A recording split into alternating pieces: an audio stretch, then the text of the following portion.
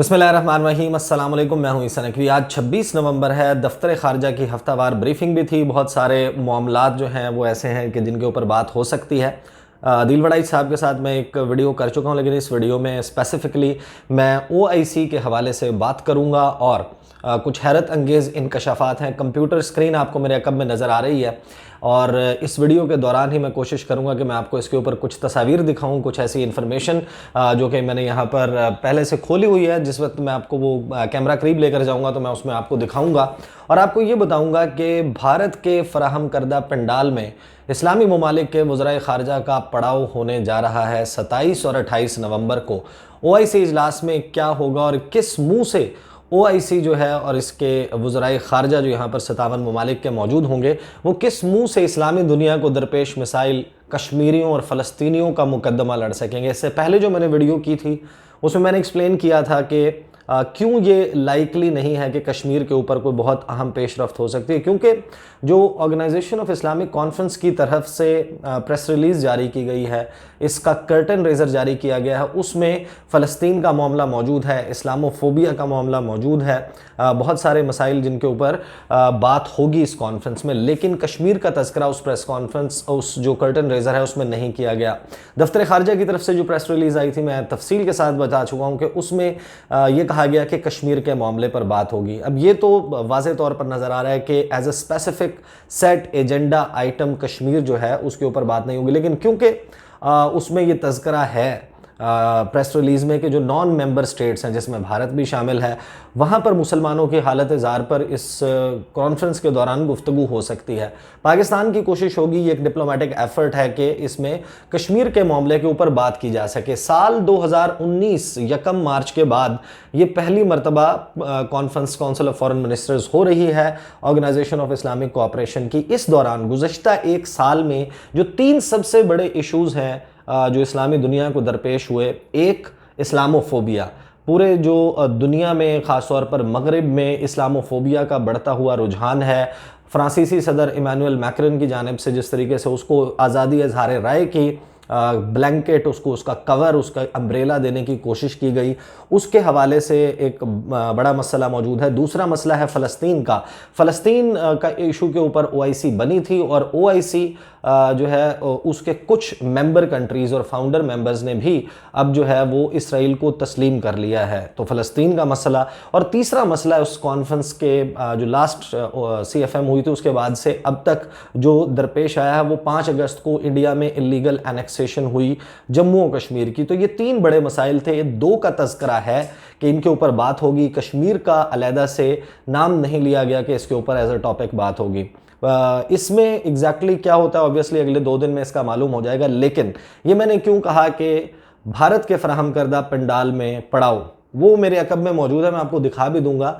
ये जो organisation of Islamic cooperation है, इसका CFM इजलास जिस सेंटर में, जिस कॉन्फ्रेंस सेंटर में या कन्वेंशन सेंटर में होने जा रहा है, इसका नाम है Mahatma Gandhi international conference centre. ये हाल ही में बनाया गया है और ये बनाया है भारत ने निजैक के साथ, जहाँ पर जिस मुल्क में निजैक में ये कॉन्फ्रेंस हो रही है, वहाँ पर उसकी हुकूमत ने ये कोशिश की कि हम कोई अच्छा एक state of the art facility बनाएं।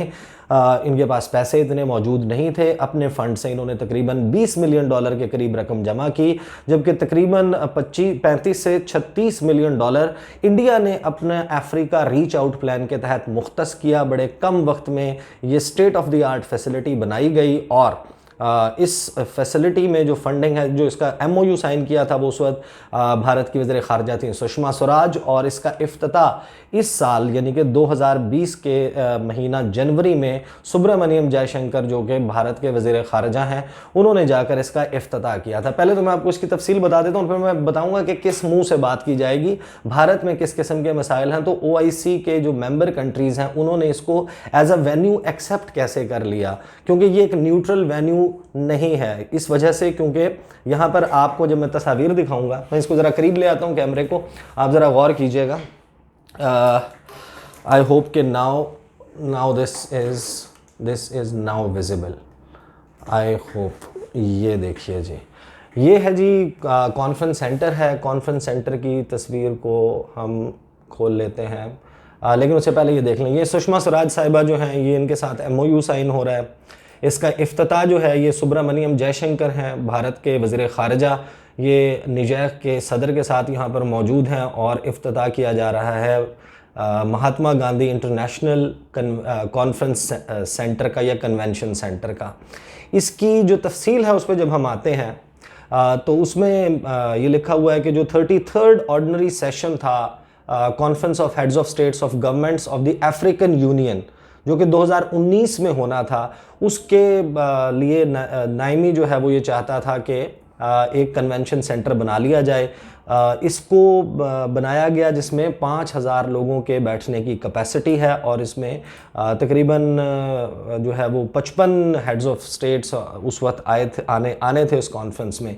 इसके हवाले से नाइजीरिया जो निजैक है इसने एक रीच आउट किया कि हमें इसके हवाले से कौन फंड कर सकता है या डोनेट कर सकता है। इस कन्वेंशन सेंटर के लिए 35.48 मिलियन डॉलर जो है वो इनको चाहिए था, जो कि इंडिया ने फराहम किया और इसमें तकरीबन 20.52 मिलियन डॉलर यानी कि कुल मिलाकर 56 मिलियन डॉलर की लागत से ये कन्वेंशन सेंटर बनाया गया। ये इस कन्वेंशन सेंटर की तस्वीर हैं और ये तस्वीर भी आप देख सकते हैं। इस तस्वीर में एक तस्वीर ये आप देख रहे हैं, ये वो एंट्री है, वो पॉइंट है जहाँ से एंटर होना है तमाम वज़राए ख़ारजा ने मुस्लिम ममालिक के, Mahatma Gandhi international conference centre. और ये जो मुजस्समा लगा हुआ है ये महात्मा गांधी का लगा हुआ है। अब ये इसका ये हॉल के अंदर की तस्वीर है। हॉल ख़ासा बड़ा है, ज़ाहिर है कि इसमें सीटिंग कैपेसिटी 5000 से ज़ायद अफराद के बैठने की है। ये इसका एक और लुक है जिसमें बैठने के लिए जगह बनाई गई। अभी मैं इस तफसील पे आ जाता हूँ कि भारत, उसको ज़रा डिस्कस कर लेते हैं इस सारे मामले पर। Now I think it's now clear. OIC ने बात किस पे करनी है? बात करनी है फ़लस्तीन के मामले पर। फ़लस्तीन के हवाले से जो इसराइल है उसके मौक़िफ़ को भारत सपोर्ट करता है, फ़लस्तीन के साथ भी जो है वो साथ में एक बैलेंस क्रिएट करने की कोशिश करता है। लेकिन फ़लस्तीन और इसराइल के मामले पर जो OIC के बानी मेंबरान हैं उनमें से कुछ ममालिक ने गुज़श्ता कुछ अरसे में तस्लीम किया इसराइल को और उसके साथ डिप्लोमेटिक रिलेशनशिप कायम किया। उसमें जिन ममालिक ने उनको जिसे कहते हैं कि मुबारकबाद दी और अपने ताउन का भी यकीन दिलाया, उनमें भारत सरे फहरिस्त है। भारत ने सूडान की लीडरशिप को, भारत ने बहरीन की लीडरशिप को और भारत ने UAE की लीडरशिप को फ़लस्तीन और इसराइल के इस मामले के ऊपर टेलीफोन करके सुब्रमण्यम जयशंकर ने यकीन दिलाया कि हम आपके साथ हैं और हम आपके मौक़िफ़ की हिमायत करते हैं। दूसरा मसला है इस्लामोफोबिया का। अब इस्लामोफोबिया का मसला जो है वो सिर्फ फ्रांस का तो नहीं है। किस मुंह से ये OIC ममालिक भारत के हवाले से बात करेंगे जहाँ पर इस्लामोफोबिया इस हद तक है कि कोरोना वायरस को जो है वो कोरोना जिहाद का नाम दिया गया, मुसलमानों को स्टिग्मेटाइज़ किया गया। वहाँ पर बाकायदा एक कैंपेन चली जिसमें स्टेट स्पॉन्सरशिप के ज़रिए और जो भारत की RSS है उसके BJP के लोग जाकर अपने पॉपुलेशन को कन्विंस करते रहे कि किसी मुसलमान से सब्ज़ी ना ख़रीदी जाए, किसी मुसलमान से कारोबार ना किया जाए, क्योंकि ये आपको सब्जियों पे कोरोना लगा कर दे रहे हैं और भारत में कोरोना फैला रहे हैं। जिस तरीके से वहाँ पर गिरफ्तारियाँ हुई, क्रैकडाउन हुआ मुसलमानों पर इस तमाम वक्त के दौरान, किस तरीके से बात करेंगे। और जब पाकिस्तान के वज़ीर आज़म इमरान खान, तुर्की के सदर रजब तैयब अर्दवान और ईरानियन लीडरशिप ने, मलेशियन लीडरशिप ने, दीगर ममालिक ने इमैनुअल मैक्रोन की मज़म्मत की, उस सारे वक्त में इन तमाम ममालिक को तनकीद का निशाना जो है वो बनाया गया भारत की तरफ से। स्टेट लेवल पर उनकी हुकूमती मशीनरी के लोग जो है वो निशाना बनाते रहे। उसके बाद आपने बात क्या करनी है?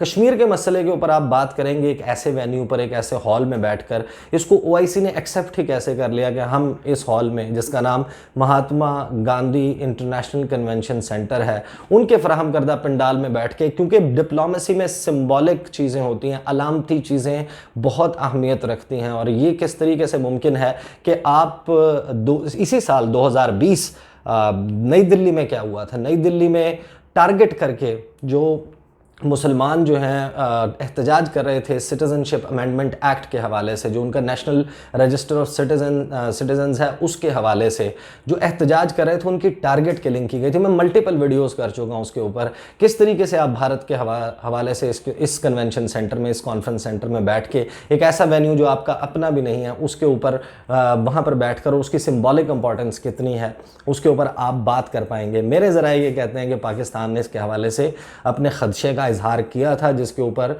ये जवाब मिला कि कोरोना वायरस की वजह से हमारे पास इससे ज़्यादा सूटेबल वेन्यू नहीं है, हम तो यहीं पर जो है वो कॉन्फ्रेंस करवाएंगे। और पाकिस्तान भी अब इस कॉन्फ्रेंस में शिरकत करने जा रहा है, जहां पर मुसलमानों को फरवरी में जिस तरीके से टारगेट किलिंग की गई, जिस मुल्क में मॉब लिंचिंग होती है, आपकी जान या जो है आप बचती ही सूरत में है कि अगर आप किसी मॉब के, किसी जत्थे के हत्थे चढ़ जाएं, तो वो फिर आपसे कहते हैं कि आप जिस वक्त जय श्री राम का नारा नहीं लगाएंगे, जब तक आप जय बजरंग बली का नारा नहीं लगाएंगे, उस वक्त तक जो है आपको नहीं छोड़ा जाएगा। ऐसी वीडियोस मौजूद हैं, मल्टीपल वीडियोस मौजूद हैं इंटरनेट के ऊपर, आप जाएं आपको मिल जाएंगी। फिर कश्मीर वाले मामले के ऊपर किस तरीके से OIC के वज़राए ख़ारजा इस वेन्यू के ऊपर, जो कि भारत का बनाया हुआ वेन्यू है, बैठकर बात करेंगे।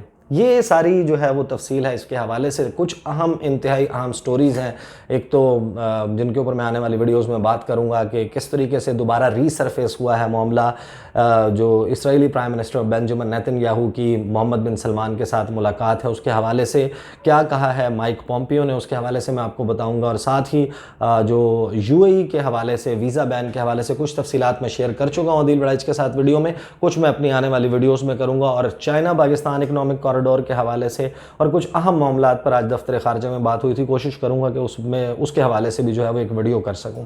अगली वीडियो में आपके साथ मुलाकात होगी, मुझे इजाज़त दीजिए, अल्लाह हाफिज़।